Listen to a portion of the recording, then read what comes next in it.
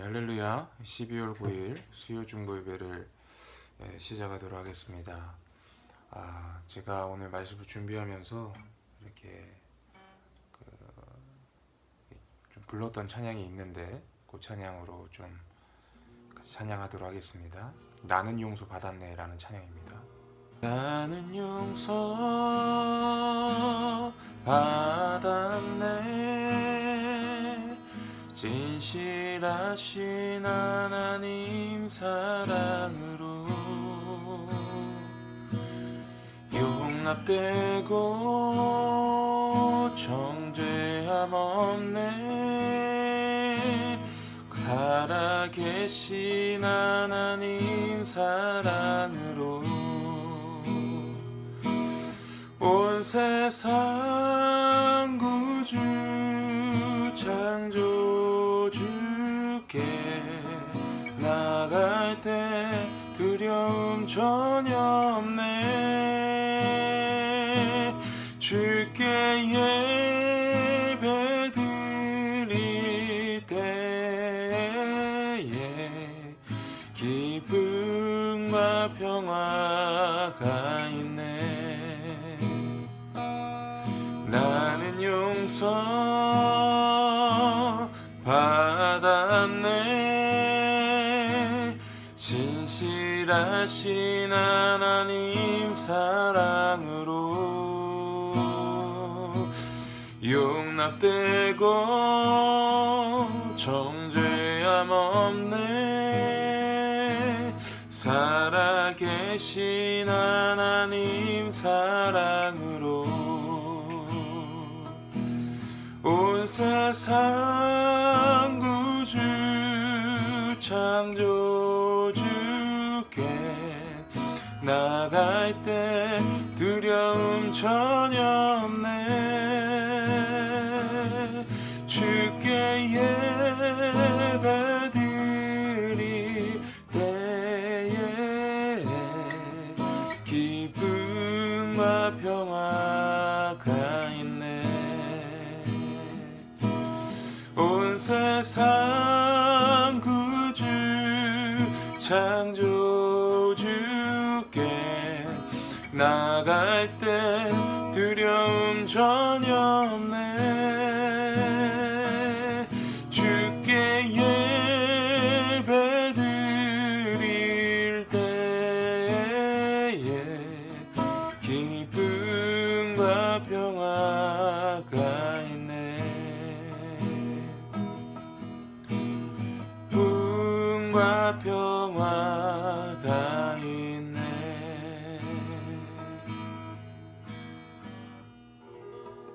아멘.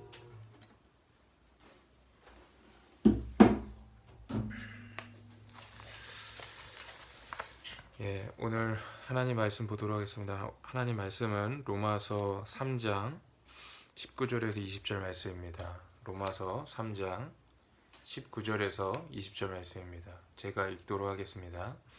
우리가 알거니와 무릇 율법이 말하는 바는 율법 아래 있는 자들에게 말하는 것이니 이는 모든 입을 막고 온 세상으로 하나님의 심판 아래 있게 하려 함이라.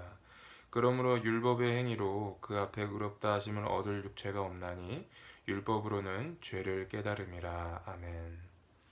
오늘은 율법의 역할이라는 제목으로 여러분과 하나님의 말씀을 나누도록 하겠습니다. 사도 바울은 십자가의 복음을 전하기에 앞서서 먼저 인간의 죄인됨을 선포했다고 제가 이전에 이야기를 했던 기억이 있습니다. 이 내용은 로마서 1장 18절부터 3장 18절까지의 내용에 나와 있어요.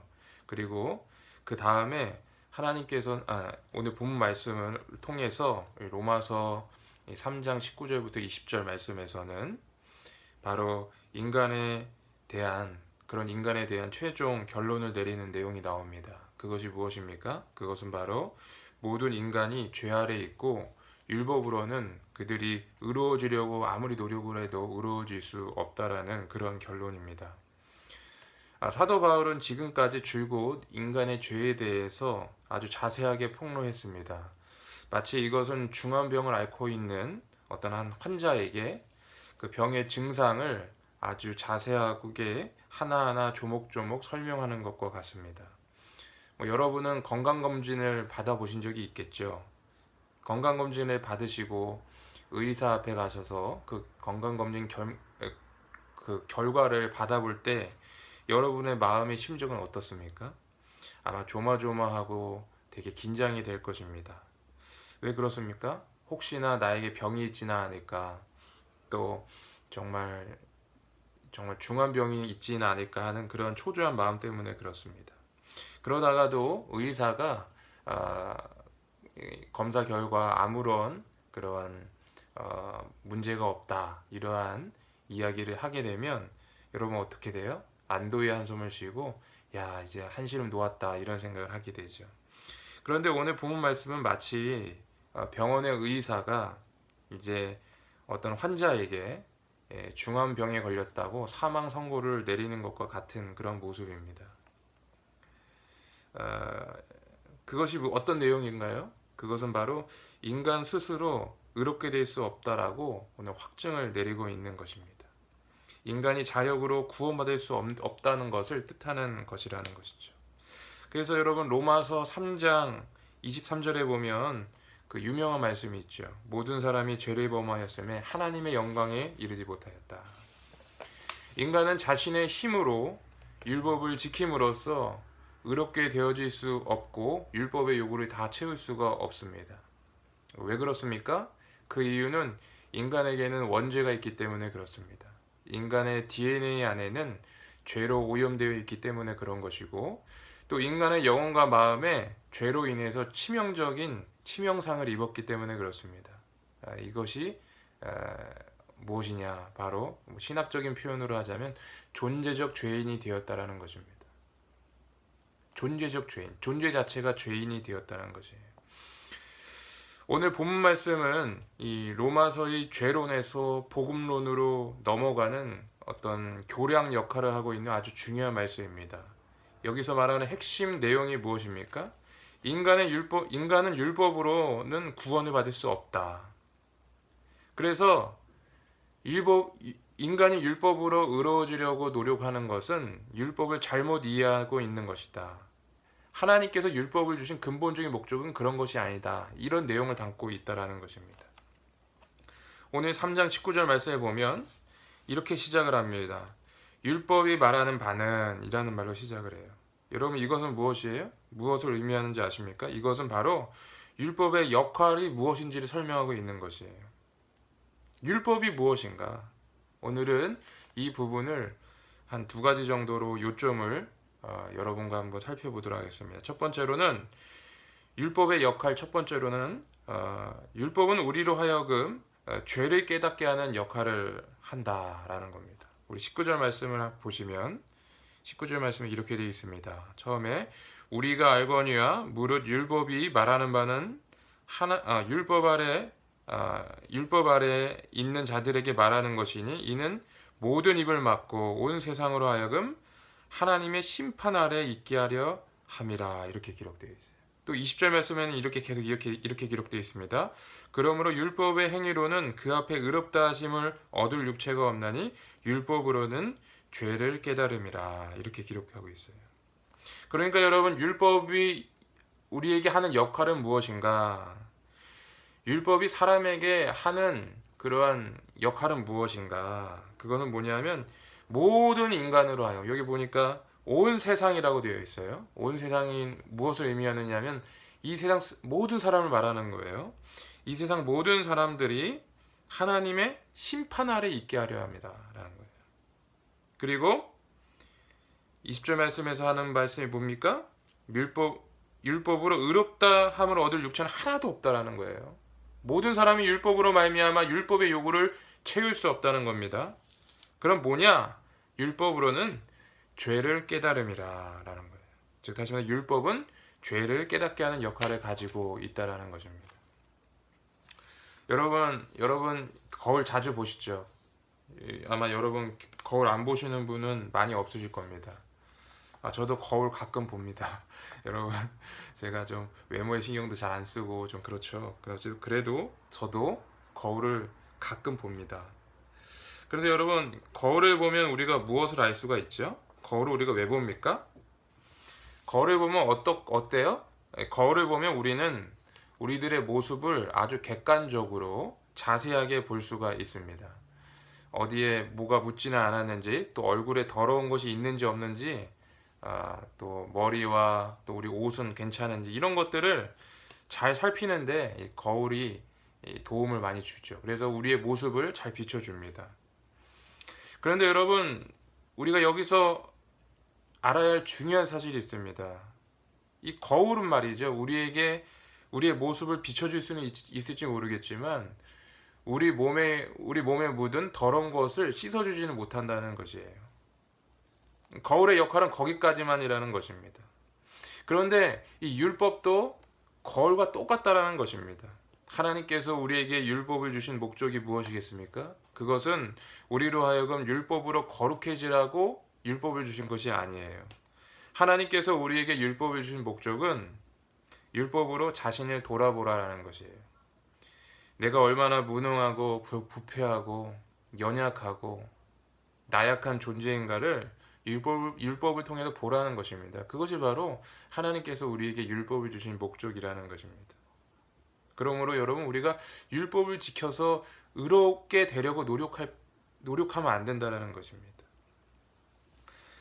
제가 성경을 읽다 보면 자주 발견하는 그런 것이 있습니다. 그것은 뭐냐 하면 인간이 참으로 어리석다라는 것입니다.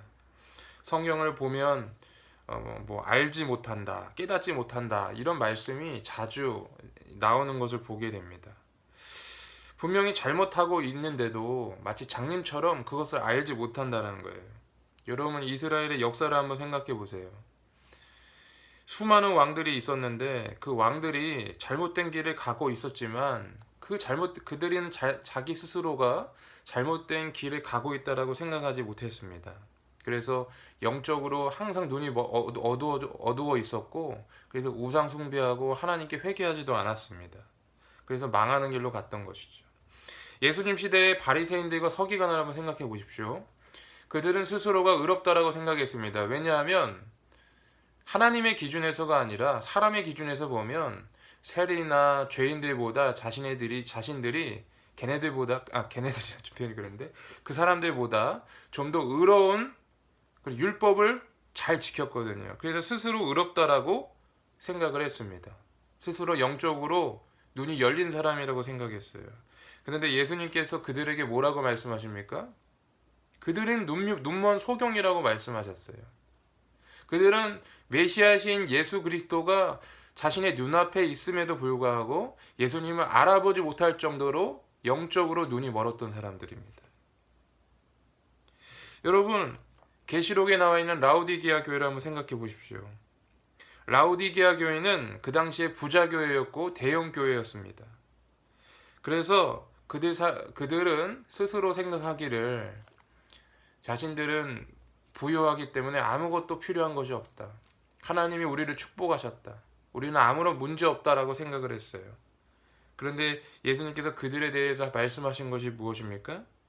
내 공고한 것과 가련한 것과 가난한 것과 눈먼 것과 벌거벗은 것을 알지 못하는도다 라고 말씀하셨어요. 실상은 그들이 가난하고 눈멀고 헐벗었고 정말 나약함에도 불구하고 그들은 자신을 부자라고 생각하고 풍요롭다고 생각하고 하나님이 기뻐하시는 자라고 생각했다라는 것입니다. 호세아서 4장 6절에서도 마찬가지입니다. 하나님께서 이스라엘 백성에게 내 백성이 지식이 없어서 망하는도다 라고 말씀하고 계세요. 그러니까 영적으로 아무것도 보지 못한 정말로 무능한 사람들이라는 것입니다. 즉 알지 못해서 멸망하는 것입니다. 깨닫지 못해서 망한다라는 것입니다. 알기만 하면 하나님이 마련해 주신 해결책이 있는데, 그리고 구원받을 수 있는데 그것을 알지 못하니까 망할 수밖에 없다라는 것입니다. 여러분, 한자 성어 가운데 유구무원이라는 말이 있어요. 무슨 뜻입니까? 입이 있지만 말할 수가 없다라는 거예요. 그러니까 할 말이 없다라는 것입니다. 여러분, 우리는 하나님 앞에서 아무런 변명도 할 수 없는 그러한 아무런 변명도 할 수 없을 정도로 스스로가 죄인임을 알아야 합니다. 내가 죄인인 것이 너무나도 분명해서 변명할 수 없는 그런 것을 깨달아야 한다는 것입니다. 여러분은 여러분 자신이 죄인인 것을 여러분 정말 깨닫고 계십니까? 사랑하는 성도 여러분 혹시 내가 신앙생활 이 정도 했으면 됐지라고 생각하지는 않으십니까? 여러분, 깨닫는 것이 은혜인 줄 믿습니다. 깨닫는 것이 정말 은혜인 줄 믿습니다. 여러분 한번 생각해 보세요. 암병 환자가 있는데 의사가 아무리 말해도 스스로 믿질 않아요. 그러면 그 암병 환자는 치료의 방향으로 갈 수가 없는 것입니다. 환자가 자신이 암 환자라는 사실을 받아들이고 인정해야만 그때부터 치료도 받을 수 있는 것이고 살 소망이 생기는 것입니다. 마찬가지예요. 여러분, 우리가 십자가의 은혜로 우리가 회복되기 위해서는 우리 스스로가 죄인인 것을 깊이 깨달아야 하는 줄 믿습니다. 그리고 그 죄인이라는 사실을 알고 주님의 은혜를 간절히 붙들고 십자가 은혜 앞에 나가야 되는 줄 믿습니다. 이러한 은혜가 저와 여러분 가운데 있기를 주의 이름으로 축복합니다. 두 번째로 율법의 역할은 무엇인가? 그 두 번째는 바로 우리를 예수 그리스도께로 인도한다라는 겁니다. 갈라디아서 3장 24절에는 이런 말씀이 있습니다.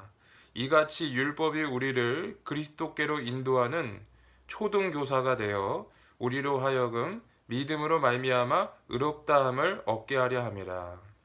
과거에는 이 초등교사라는 말이 이 몽학선생이라는 말로 이렇게 번역이 되었는데 최근에 이제 개정개혁으로 이제 그 번역이 바뀌면서 이 초등교사라고 되어 있는데요. 좀 몽학선생이라고 하는 것이 우리에게 좀 더 익숙하죠. 사실 여러분 고대 시대 때는 이 몽학선생이라는 노예가 있었다고 합니다. 주인의 자녀가 6, 7살이 되면 이 노예 중에 한 사람을 뽑아요. 그래서 그 사람을 이 성년이 될 때까지 그 자녀를 돌보고 시중을 들면서 학교까지 안전하게 인도하는 전문 노예가 그 몽학선생이라는 것입니다.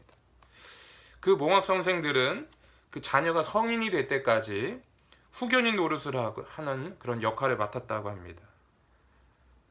그래서 그 자녀가 뭐 그냥 돌볼 뿐만 아니라 그들의 어떤 인격이라든가 어떤 습관이라든가 이런 것들을 아주 잘 형성될 수 있도록 하는 것이 바로 그런 몽학 선생인데, 사도 바울은 이 갈라디아서 말씀을 보면 이 몽학 선생이라는 용어를 율법에 적용을 시킵니다. 그래서 이 율법이 이 복음 시대에 주님을 믿고 따르게끔 하도록 하는 몽학 선생과 같은 역할을 한다고 사도 바울은 말하고 있는 것입니다.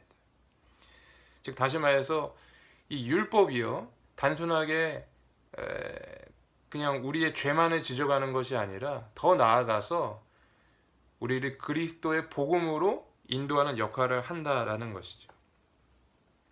여러분 혹시 물에 빠진 사람을 여러분 구해본 적이 있으십니까?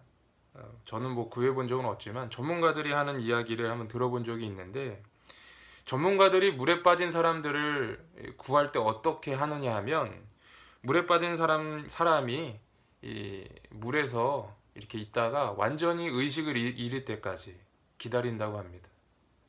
왜 그렇게 하느냐? 의식이 있고 막 살려고 하잖아요. 그럼 물속에서 막 허우적 되잖아요. 그렇게 되면 아무리 전문가라고 해도 그 사람을 구할 수가 없다라는 거예요. 그런 사람을 구하려다가 같이 빠져 죽는다는 겁니다. 그래서 물에 빠진 사람을 구할 때는 그 물에 빠진 사람이 힘을 다 잃고 의식을 다 잃어서 아무것도 할 수 없을 때까지 기다린다는 것이죠. 그리고 다 아무것도 할 수 없을 때 이제 전문가인 구조대가 들어가서 그 사람을 구출해 낸다라는 것입니다. 그런데 오늘 말씀에서도 율법 아래에 있는 자가 이러한 자라는 거예요. 율법 아래에 있는 자는 마치 물속에서 허우적거리는 사람과 같다라는 것입니다. 율법에서 율법으로 의롭게 되려고 노력하면 노력할수록 더욱더 죄에 빠지는 자신을 보게 되면서 이제는 이 사람이 완전히 절망하게 되는데, 하나님은 그때 비로소 우리에게 은혜로 다가오신다라는 것입니다. 우리는 율법으로서 절대 구원받을 수 없죠. 우리는 율법으로 절대 구원받을 수 없어요. 결국에는 그렇게 하다가 힘이 완전히 빠지는 순간이 온다는 것입니다. 그 순간이 바로 어떤 순간인가? 바로 우리가 우리 자신에 대해서 절망하는 순간이란 거예요. 나에게는 소망이 없구나. 나에게는 정말 절망뿐이구나. 나는 구제불능이구나. 이제는 나는 어떻게 해야 하나. 이렇게 할 때 비로소 우리는 하나님의 은혜의 빛을 볼 수 있게 된다는 것입니다.